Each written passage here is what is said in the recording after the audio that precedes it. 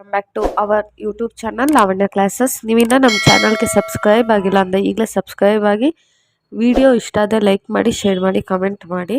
ಇವತ್ತು ನಾವು business quantitative analysis 4th chapter ಸೆಟ್ನ ಮಾಡೋಣ.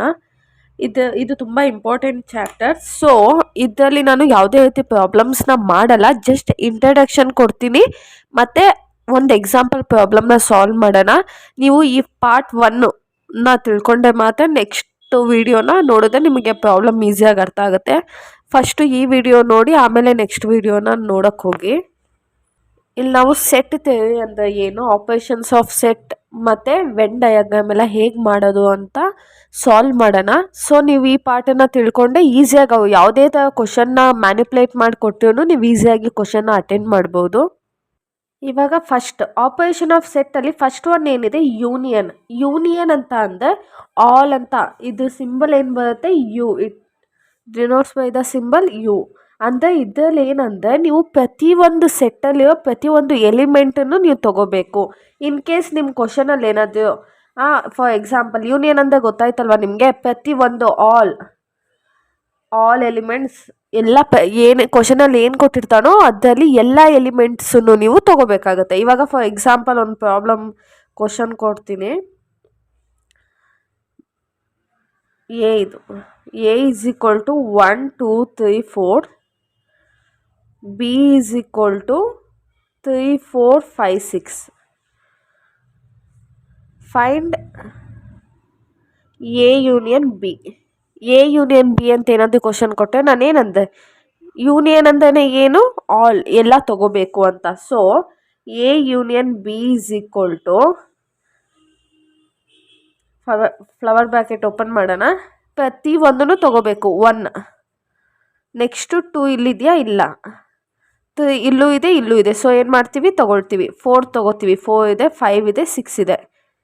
ಇಲ್ಲಿ ನೋಡಿ ರಿಪೀಟ್ ಆಗಿರೋದು, ರಿಪೀಟ್ ಆಗದೆ ಇರೋದು 2 ಎಲಿಮೆಂಟನ್ನು ನಾವು ತೊಗೊಂಡಿದ್ದೀವಿ. ಅರ್ಥ ಆಯ್ತಾ? ಯೂನಿಯನ್ ಅಂತ ಕೊಟ್ಟರೆ ಸಾಕು, ಆಲ್ ಅಂತ ಅರ್ಥ. ರಿಪೀಟ್ ಆಗಿರಲಿ ಎಲಿಮೆಂಟು, ರಿಪೀಟ್ ಆಗದೆ ಇದ್ದರೂ ನಾವು ಎಲ್ಲ ಎಲಿಮೆಂಟ್ನ ತೊಗೋಬೇಕಾಗುತ್ತೆ.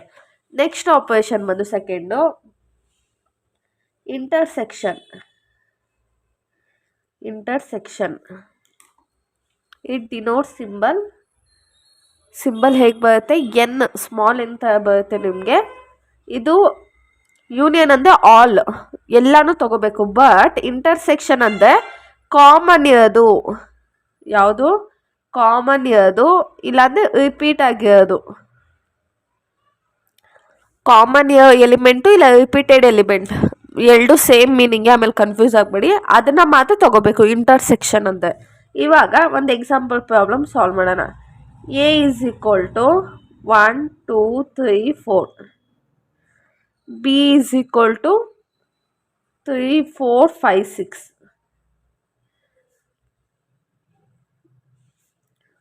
ಫೈಂಡ್ A ಇಂಟರ್ಸೆಕ್ಷನ್ B ಅಂತ ಕೊಡ್ತಾನೆ ಅಂತ ಅಂದ್ಕೊಳ್ಳಿ. A ಇಂಟರ್ಸೆಕ್ಷನ್, ಈಗ A ಯೂನಿಯನ್ B, ಯು ಅಂತ ಏನು, ಎಲ್ಲ ತೊಗೋಬೇಕು ಅಂತ. ಇಂಟರ್ಸೆಕ್ಷನ್ ಅಂತ ಏನು, ಕಾಮನ್ ಇರೋದನ್ನ ಮಾತ್ರ ತೊಗೋಬೇಕಂತ. A intersection B is equal to, ಇವಾಗ ಯಾವ್ದ್ಯಾವ್ದು ಕಾಮನ್ ಇದೆ, 1 ಏನಲ್ಲಿದೆ, ಬಿನಲ್ಲಿದೆಯಾ, ಇಲ್ಲ, ಸೊ ತೊಗೊಳ್ಳೋ ಹಾಗಿಲ್ಲ. 2 ಏನಲ್ಲಿದೆ, ಬಿನಲ್ಲಿದೆಯಾ, ಇಲ್ಲ, ತೊಗೊಳಂಗಿಲ್ಲ. 3 ಏನಲ್ಲಿದೆ, 3 ಬಿನಲ್ಲೂ ಇದೆ, ಸೊ ಏನು ರಿಪೀಟ್ ಆಗಿದೆ, ಕಾಮನ್ ಆಗಿದೆ, ಸೊ 3ನ ತೊಗೋತೀವಿ. ನೆಕ್ಸ್ಟು 4 ಏನಲ್ಲೂ ಇದೆ, ಬಿನಲ್ಲೂ ಇದೆ, ಸೊ ಏನು ಮಾಡ್ತೀವಿ, 4ನ ತೊಗೊಳ್ತೀವಿ. ನೆಕ್ಸ್ಟು ಬಿನಲ್ಲಿ 5 ಇದೆ, ಎನಲ್ಲಿ 5 ಇದೆಯಾ, ಇಲ್ಲ, ಬಿನಲ್ಲಿ 6 ಇದೆ, ಎನಲ್ಲಿ 6 ಇದೆಯಾ, ಇಲ್ಲ. ಸೊ ಎ ಇಂಟರ್ಸೆಕ್ಷನ್ ಬಿ ಏನಾಗುತ್ತೆ, 3 ಮತ್ತು 4 ಆಗುತ್ತೆ. ಯಾವುದು ರಿಪೀಟ್ ಆಗಿದೆಯೋ, ಯಾವ ಎಲಿಮೆಂಟ್ ರಿಪೀಟ್ ಆಗಿದೆಯೋ ಅದನ್ನು ಮಾತ್ರ ತೊಗೊಳ್ತೀವಿ. ಅದನ್ನು ಇಂಟರ್ಸೆಕ್ಷನ್ ಅಂತ ಹೇಳ್ತೀವಿ. ಯಾವ್ದು ರಿಪೀಟ್ ಆಗಿದೆಯೋ ಅದನ್ನು ತೊಗೋತೀವಿ. ಯೂನಿಯನ್ ಅಂದರೆ ಎಲ್ಲ, ನೀವು ಒಂದು 50 ಕೊಟ್ಟಿದ್ರೆ ಪ್ರತಿಯೊಂದನ್ನು ತೊಗೋತೀವಿ. ಬಟ್ ಇಲ್ಲಿ ಇಂಟರ್ಸೆಕ್ಷನಲ್ಲಿ ರಿಪೀಟ್ ಆಗಿದ್ದನ್ನು ಮಾತ್ರ ತೊಗೊಳ್ತೀವಿ, ರಿಪೀಟ್ ಆಗದೆ ಇದ್ದಿದ್ದನ್ನು ನಾವು ತೊಗೊಳ್ಳೋದಿಲ್ಲ. Next third one, difference of two sets ಅಂದರೆ ಮೈನಸ್ ಮಾಡೋಂಥದ್ದು. ಡಿಫರೆನ್ಸ್ ಆಫ್ ಟೂ ಸೆಟ್ಟನ್ನು ಮೈನಸ್ ಮಾಡೋಂಥದ್ದು. ಇದರಲ್ಲಿ 2 ಸೆಟ್ಸ್ ಬರುತ್ತೆ ನಿಮಗೆ. ಒಂದು A - B, ಇನ್ನೊಂದು ಬಿ ಮೈನಸ್ ಎ. ಏನು ಬರುತ್ತೆ, ಒಂದು ಎ ಮೈನಸ್ ಬಿ, ಇನ್ನೊಂದು B minus A minus B ಬಂದರೆ ಎ ಇಂದ ಬಿನ ಮೈನಸ್ ಮಾಡಬೇಕು, ಬಿ ಮೈನಸ್ ಎ ಅಂದರೆ ಬಿ ಇಂದ ಎನ ಮೈನಸ್ ಮಾಡಬೇಕಾಗುತ್ತೆ. ಆಯಿತಾ?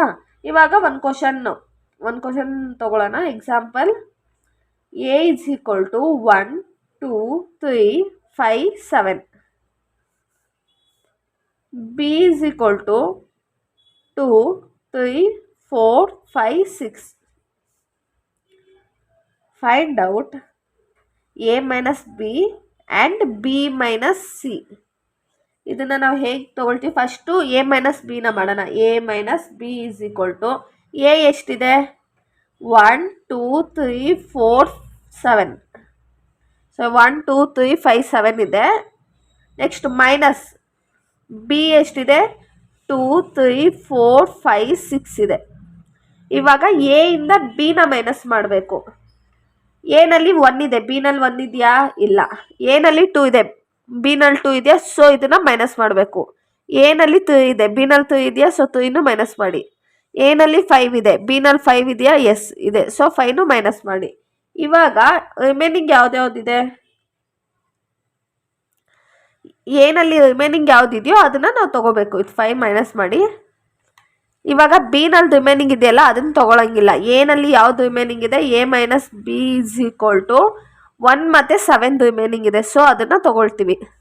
ನೋಡಿ, ಎ ಮೈನಸ್ ಬಿ ಅಂದರೆ ಎನಲ್ಲಿ ರಿಮೈನಿಂಗ್ ಐಟಮ್ನ ತೊಗೊಳ್ತೀವಿ. ಇವಾಗ ನೆಕ್ಸ್ಟ್ ಬಿ ಮೈನಸ್ ಎ ಮಾಡೋಣ, ನಿಮಗೆ ಗೊತ್ತಾಗುತ್ತೆ. ಬಿ ಎಷ್ಟಿದೆ, 2 3 4 5 6 ಇದೆ. ಮೈನಸ್ ಎ ಐಟಮ್ ಎಷ್ಟಿದೆ, 1 2 3 5 7. ಇವಾಗ ಬಿ ಮೈನಸ್ ಎ ಮಾಡೋಣ. ಬಿನಲ್ಲಿ 2 ಇದೆ, ಎನಲ್ಲಿ ಇದೆಯಾ, ಹೌದು ಇದೆ, ಸೊ ಕ್ಯಾನ್ಸಲ್. ಬಿನಲ್ಲಿ 3 ಇದೆ, ಎನಲ್ಲಿ ಇದೆಯಾ, ಸೊ 3ನು ಕ್ಯಾನ್ಸಲ್. ಬಿನಲ್ಲಿ 4 ಇದೆ, ಎನಲ್ಲಿ 4 ಇದೆಯಾ, ಇಲ್ಲ. ಬಿನಲ್ಲಿ 5 ಇದೆ, ಎನಲ್ಲಿ ಇದೆಯಾ, ಇದೆ. ಈಗ ರಿಮೈನಿಂಗ್ ಯಾವ್ದ್ಯಾವುದು, B minus A is equal to 4 ಮತ್ತು 6 ರಿಮೈನಿಂಗ್. ಬಿನಲ್ಲಿ ರಿಮೈನಿಂಗ್ ಇರುತ್ತಲ್ಲ ಅದನ್ನ ಮಾತ್ರ ತೊಗೋಬೇಕು. ಏನಲ್ಲೂ ಅಷ್ಟೇ, ಏನಲ್ಲಿ ಯಾವ್ದು ರಿಮೈನಿಂಗ್ ಇದೆಯೋ ಅದನ್ನ ಮಾತ್ರ ತೊಗೊಳ್ಬೇಕು ನಾವು. ಇದನ್ನು ಏನಂತೀವಿ, ಡಿಫರೆನ್ಸ್ ಆಫ್ ಸೆಟ್ ಅಂತ ಅಂತೀವಿ. ಒಂದು ಎ ಮೈನಸ್ ಬಿ, ಇನ್ನೊಂದು ಬಿ ಮೈನಸ್ ಎ ಬರುತ್ತೆ. ಇವಾಗ 3 ಆಪರೇಷನ್ಸ್ ಆಫ್ ಸೆಟ್ನ ನೋಡಿದ್ವಿ. ಇವಾಗ 4th one compliment of set ಅಂತಾನು ಕೂಗ್ತೀವಿ, ಇಲ್ಲ ಆಬ್ಸೆನ್ಸ್ ಆಫ್ ಸೆಟ್ ಅಂತಾನು ಕೂಗ್ತೀವಿ. It can be denoted as complement of set. ಇದನ್ನು ನಾವೇನಂತ ಹೇಳ್ತೀವಿ, ಕಾಂಪ್ಲಿಮೆಂಟ್ ಆಫ್ ಎ ಅಂತ ಹೇಳ್ತೀವಿ. ಇಲ್ಲ, it can be written as complement of A. ಇದನ್ನು ಕಾಂಪ್ಲಿಮೆಂಟ್ ಆಫ್ ಎ ಅಂತೀವಿ, ಇದನ್ನು ಕಾಂಪ್ಲಿಮೆಂಟ್ ಆಫ್ ಎ ಅಂತೀವಿ. ಅಂದರೆ ಏನು, ಎಲಿಮೆಂಟ್ಸಲ್ಲಿ ಯಾವುದಾದ್ರೂ ಒಂದು ಎಲಿಮೆಂಟು ಮಿಸ್ ಆಗಿದ್ದರೆ ಅದನ್ನು ಏನಂತೀವಿ, ಕಾಂಪ್ಲಿಮೆಂಟ್ ಆಫ್ ಎ ಅಂತ ಕರಿತೀವಿ. ಇವಾಗ ಫಾರ್ ಎಕ್ಸಾಂಪಲ್ ಕ್ವಶನ್ ನಿಮ್ಗೇನಾದ್ರು ಯೂನಿಯನ್ ಇಸ್ ಈಕ್ವಲ್ ಟು 1 2 3 4 5 6 7 8 9 10. ಇವಾಗ ಒಂದು ಕ್ಲಾಸಲ್ಲಿ 10 ಸ್ಟೂಡೆಂಟ್ಸ್ ಇದ್ದಾರೆ ಅಂತ ಅಂದ್ಕೊಳ್ಳೋಣ, ಆಯಿತಾ? ಅದರಲ್ಲಿ ಎಷ್ಟು ಜನ ಬಂದಿದ್ದಾರೆ, 1 2 3 6 7 10.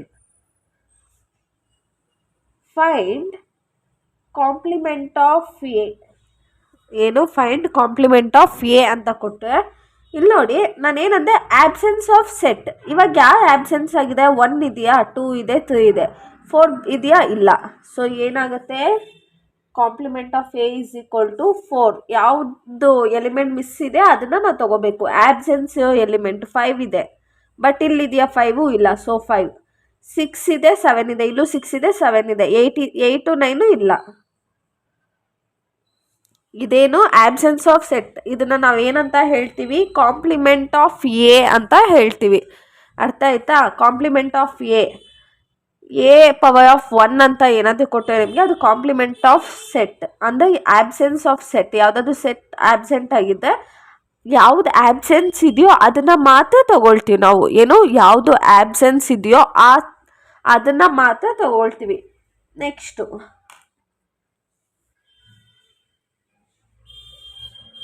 Product of two set.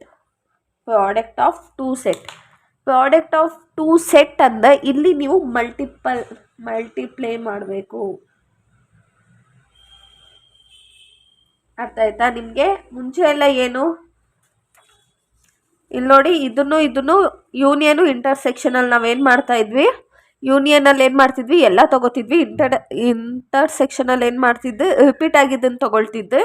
Next difference of ಅಂದರೆ ಮೈನಸ್ ಮಾಡ್ತಿದ್ವಿ. ಎ ಇಂದ ಬಿ ಮೈನಸ್ ಮಾಡ್ತಿದ್ವಿ, ಬಿ ಇಂದ ಎನ ಮೈನಸ್ ಮಾಡ್ತಿದ್ವಿ. ಆಮೇಲೆ ನೆಕ್ಸ್ಟು ಕಾಂಪ್ಲಿಮೆಂಟಲ್ಲಿ ಏನು ಮಾಡ್ತಿದ್ವಿ ನಾವು, compliment of set, complement of A ಅಂತ ಬಂದಾಗ ಯಾವುದು ರಿಪೀಟ್ ಆಗಿಲ್ಲ, ಯಾವ ಸೆಟ್ಟು ಆಬ್ಸೆನ್ಸ್ ಆಗಿದೆಯೋ ಆ ಸೆಟ್ಟನ್ನ ಬರ್ಕೋತಿದ್ವಿ. ಪ್ರಾಡಕ್ಟ್ ಆಫ್ ಟೂ ಸೆಟ್ ಅಂದರೆ ಮಲ್ಟಿಪ್ಲೈ ಮಾಡಬೇಕು, ಮಲ್ಟಿಪ್ಲಿಕೇಶನ್ ಮಾಡಬೇಕು. For example, A is equal to 3 ಮತ್ತು 4. A is equal to 3, 4. B is equal to 5, 6, 7. Find A into B and B into A. ಈ ಟೈಪ್ ಆಫ್ ಕ್ವಶನ್ಸ್ ನಿಮಗೆ ಕೊಡ್ತಾರೆ. ಏನು ಮಾಡಬೇಕು, first A into ಬಿನ ಮಲ್ಟಿಪ್ಲೈ ಮಾಡಬೇಕು. ಇವಾಗ ಎ ಎಷ್ಟಿದೆ, 3, 4 ಇದೆ. ಬಿ ಎಷ್ಟಿದೆ, 5, 6, 7 ಇದೆ. ಇದನ್ನು ನಾವು ಮಲ್ಟಿಪ್ಲೈ ಮಾಡಬೇಕು. 3 ಮತ್ತು 5ನ, 3 ಮತ್ತು 6ನ, 3 ಮತ್ತು 7ನ. ಇವಾಗ ನೆಕ್ಸ್ಟು 4 ಮತ್ತು 5ನ, 4 ಮತ್ತು 6ನ, 4 ಮತ್ತು 7ನ.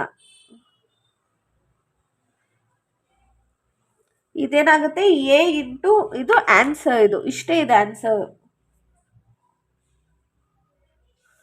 ಏನು ಮಾಡ್ತೀರಾ, ಎ ಇಂದ ಬಿನ ಮಲ್ಟಿಪ್ಲೈ ಮಾಡಬೇಕು ಅಷ್ಟೇ. ಇವಾಗ ನೆಕ್ಸ್ಟ್ ಏನು ಕೊಟ್ಟಿದ್ದಾನೆ, ಬಿ ಇಂದ ಎನ ಮಲ್ಟಿಪ್ಲೈ ಮಾಡಿ ಅಂತ. B into A is equal to, B ಎಷ್ಟಿದೆ, 5 ಇದೆ. 5ನ 3 ಜೊತೆ ಮಲ್ಟಿಪ್ಲೈ ಮಾಡಬೇಕು, 5ನ 4 ಜೊತೆ ಮಲ್ಟಿಪ್ಲೈ ಮಾಡಬೇಕು. ನೆಕ್ಸ್ಟು 6ನ 3 ಜೊತೆ ಮಲ್ಟಿಪ್ಲೈ ಮಾಡಬೇಕು, 6ನ 4 ಜೊತೆ ಮಲ್ಟಿಪ್ಲೈ ಮಾಡಬೇಕು. ನೆಕ್ಸ್ಟು 7ನ 3 ಜೊತೆ ಮಲ್ಟಿಪ್ಲೈ ಮಾಡಬೇಕು, 7ನ 4 ಜೊತೆ ಮಲ್ಟಿಪ್ಲೈ ಮಾಡಬೇಕು.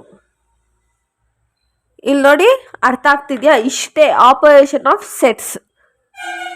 ಆಪರೇಷನ್ ಆಫ್ ಸೆಟ್ಸಲ್ಲಿ ನಿಮಗೆ 5 ಸೆಟ್ಸ್ ಇರುತ್ತೆ. Union, intersection, difference of set, complement of set ಮತ್ತು ಪ್ರಾಡಕ್ಟ್ ಆಫ್ ಟೂ ಸೆಟ್. ಇದಿಷ್ಟು ಅರ್ಥ ಆಯ್ತಲ್ವಾ? ಇದು ಮೇನ್ ಥಿಂಗ್. ಇದು ಅರ್ಥ ಆದ್ರೇ ನೀವು ಯಾವುದೇ ಕ್ವಶನ್ ಕೊಟ್ಟು ನೀವು ಆರಾಮಾಗಿ ಅಟೆಂಡ್ ಮಾಡ್ಕೋಬೋದು. ಇವಾಗ ನಾವೇನು ಮಾಡಿದ್ದೀವಿ, ಆಪರೇಷನ್ ಆಫ್ ಸೆಟ್ಟಲ್ಲೇ ವೆನ್ ಡಯಾಗ್ರಾಮ್ನ ಹೇಗೆ ಡ್ರಾ ಮಾಡೋದು ಅಂತ ಹೇಳ್ಕೊಡ್ತೀನಿ. ತುಂಬ ಅಂದರೆ ತುಂಬ ಈಸಿ ಇದೆ. ಇಲ್ಲಿ ನೋಡಿ, ನಿಮಗೆ ಅರ್ಥ ಆಗಲಿ ಅಂತ ನಾನೇನು ಮಾಡಿದ್ದೀನಿ, ಇಲ್ಲೇ ವೆನ್ ಡಯಾಗ್ರಾಮ್ನ ಡ್ರಾ ಮಾಡಿದ್ದೀನಿ. A union B. A union B ಅಂದರೆ ಏನು, ಎಲ್ಲದನ್ನು ನಾವೇನು ಮಾಡ್ತೀವಿ, ಇಲ್ಲಿ ಎಲ್ಲ ಎಲಿಮೆಂಟ್ಸನ್ನು ತೊಗೊಳ್ತೀವಿ ಅಲ್ವಾ. ಸೊ ಇಲ್ಲೇನು ಮಾಡ್ತೀವಿ, ಎಲ್ಲದನ್ನು ಶೇಡ್ ಮಾಡ್ತೀವಿ. ಎ ಯೂನಿಯನ್ ಬಿ ಅಂದರೆ ಆಲ್ ಅಂತ. ಸೊ ಏನು ಮಾಡ್ತೀವಿ, ಎಲ್ಲದನ್ನು ಶೇಡ್ ಮಾಡಬೇಕು. ಎ ಮತ್ತು ಬಿ ಎರಡಲ್ಲಿ ಎಲಿಮೆಂಟ್ಸು ತೊಗೊಳ್ತೀವಿ ಅಲ್ವಾ ನಾವು. ಇಲ್ಲಿ ನೋಡಿ, ಎ ಮತ್ತು ಬಿ ಎರಡು ಎಲಿಮೆಂಟು ನಾವು ತೊಗೊಂಡಿದ್ದೀವಿ. ಸೊ ಏನು ಮಾಡ್ತೀವಿ, ಎ ಯೂನಿಯನ್ ಬಿ ಅಂದರೆ ಎರಡು ಪಾರ್ಟನ್ನು ನೀವು ಲೈಕ್ ಎರಡು ಸರ್ಕಲ್ನು ನೀವೇನು ಮಾಡಬೇಕು, ಶೇಡ್ ಮಾಡಬೇಕು. Next intersection, A intersection B. A intersection ಬಿಲಿ ಏನು ಮಾಡ್ತೀವಿ ನಾವು, ಕಾಮನ್ ಆಗಿ ಅದನ್ನು ಮಾತ್ರ ತೊಗೊಳ್ತೀವಿ. ಇವಾಗ ಎ ಪೋರ್ಷನ್ನು, ಬಿ ಪೋರ್ಷನ್ನು, ಇದರಲ್ಲಿ ಎರಡಲ್ಲೂ ಯಾವುದು ಕಾಮನ್ ಆಗಿದೆ, ಇದು ಯಾವ ಪೋರ್ಷನ್ ಕಾಮನ್ ಆಗಿದೆ, ಈ ಪೋರ್ಷನ್. ಸೊ ಇದನ್ನ ಎ ಇಂಟರ್ಸೆಕ್ಷನ್ ಬಿ ಅಂತ. ಅವ್ನು ಯಾವುದೇ ಥರ ಕ್ವಶನ್ ಕೊಟ್ಟರು ನೀವು ಇನ್ಸ್ಟೆಡ್ ಆಫ್ ದಟ್ ಏನು ಮಾಡಬೇಕು ಗೊತ್ತಾ, ಇಲ್ಲಿ ಇದನ್ನ ಹಾಕೋಬೇಕಾಗುತ್ತೆ ಅಷ್ಟೇ. ಆಯಿತಾ? ಇಲ್ಲಿ 3 ಮತ್ತು 4 ಇದೆ ಅಲ್ವಾ, ಇಲ್ಲಿ 3, 4 ಹಾಕೋತೀರ. ಎ ಮತ್ತು ಬಿನಲ್ಲಿ 1, 2, 3, 4, 5, 6 1, 2, 3, 4, 5, 6 ಅಂತ ಹಾಕೋತೀರ. ಎ ಯೂನಿಯನ್ ಬಿ ಅಂದರೆ ಎಲ್ಲದನ್ನು ತೊಗೊಳ್ತೀವಿ. ಎ ಇಂಟರ್ಸೆಕ್ಷನ್ ಬಿ ಅಂದರೆ ಕಾಮನ್ ಇರೋದು, ರಿಪೀಟ್ ಆಗಿರೋದನ್ನು.